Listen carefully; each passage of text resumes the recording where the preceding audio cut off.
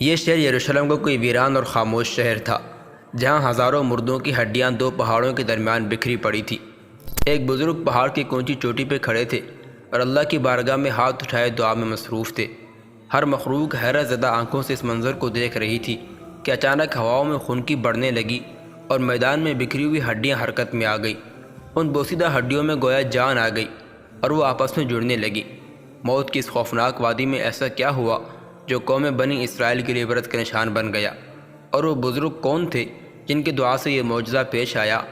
آج کی اس ویڈیو میں ہم حضرت حزقیل علیہ السلام اور موت کی وادی کے بارے میں تفصیلی طور پر جانیں گے۔ بنی اسرائیل کو فرعون کے چنگل اور غلامی سے نجات دلا کر حضرت موسیٰ علیہ السلام لے آئے تھے۔ بنی اسرائیل سرزمین مقدس فلسطین میں آباد ہو چکے تھے۔ حضرت موسیٰ علیہ السلام کے بعد حضرت حزقیل علیہ السلام تیسرے نبی تھے جن کو اللہ تعالیٰ نے بنی اسرائیل کی ذمہ داری سونپی۔ حضرت حزقیل سے پہلے اور حضرت موسیٰ علیہ السلام کے بعد حضرت یوشع بن نون علیہ السلام کو اللہ تعالیٰ نے نبوت سے سرفراز فرمایا۔ آپ کے بعد یعنی حضرت یوشع بن نون علیہ السلام کے بعد حضرت کالب بن یوحنا علیہ السلام مرتبہ نبوت پر سرفراز ہوئے اور حضرت کالب کے بعد حضرت حزقیل علیہ السلام تشریف لائے۔ حضرت حزقیل کی وجہ شہرت بننے والا واقعہ کچھ ایسا ہے کہ بنی اسرائیل کی ایک جماعت جو حضرت حزقیل علیہ السلام کے شہر میں رہتی تھی، موت کے خوف سے شہر چھوڑ کر جنگل میں جا کر رہنے لگی۔ ہوا کچھ یوں کہ طاعون کی وبا پھیل جانے سے لوگوں کی اموات شروع ہو گئی تھیں، جس کی وجہ سے یہ لوگ موت کے خوف کی وجہ سے شہر چھوڑ کر جنگل میں جا بسے۔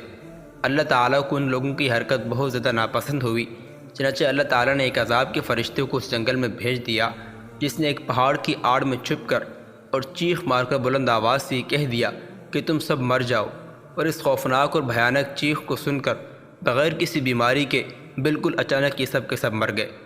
مردوں کی تعداد اس قدر زیادہ تھی کہ لوگ ان کے کفن اور دفن کا کوئی انتظام نہ کر سکے، اور ان مردوں کی لاشیں کھلے میدان میں بے گور و کفن 8 دن تک پڑی رہنے کے بعد سڑنے لگیں، جس سے بے انتہا تعفن اور بدبو پھیل گئی، اور پورے جنگل اور اس کے اطراف میں یہ بدبو اور تعفن پھیلنے لگا۔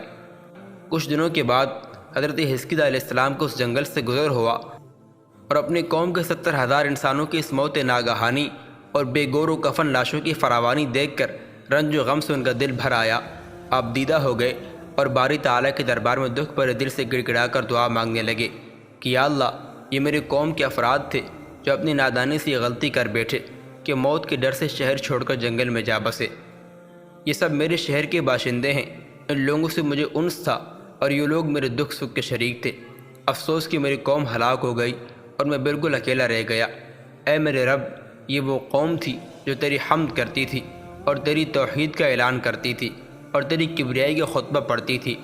آپ بڑے سوز دل کے ساتھ اس دعا میں مشغول تھے کہ اچانک آپ پر وحی اتر پڑی کہ اے حزقیل، آپ ان بکھری ہوئی ہڈیوں سے فرما دیجئے کہ اے ہڈیوں، بے شک اللہ تعالیٰ تم کو حکم فرماتا ہے کہ تم اکٹھا ہو جاؤ۔ یہ سن کر بکھری ہوئی ہڈیوں میں حرکت پیدا ہوئی اور ہر آدمی کی ہڈیاں جمع ہو کر ہڈیوں کے ڈھانچے بن گئے۔ پھر یہ وحی آئی کہ اے حزقیل، آپ ان سے فرما دیجئے کہ اے ہڈیوں، تم کو اللہ تعالیٰ کا یہ حکم ہے کہ تم گوشت پہن لو۔ یہ کلام سنتے ہی فوراً ہڈیوں کے ڈھانچوں پر گوشت پوس چڑھ گئے۔ پھر تیسری بار یہ وحی نازل ہوئی کہ اے حزقیل، اب یہ کہہ دو کہ اے مردو، خدا کے حکم سے تم سب اٹھ کھڑے ہو جاؤ۔ چنانچہ آپ نے یہ فرما دیا تو آپ کی زبان سے یہ جملہ نکلتے ہی 70,000 لاشیں چشم زدن میں کھڑی ہو گئیں۔ پھر یہ سب لوگ جنگل سے روانہ ہو کر اپنے شہر میں آ کر دوبارہ آباد ہو گئے اور اپنی عمروں کی مدت بھر زندہ رہے۔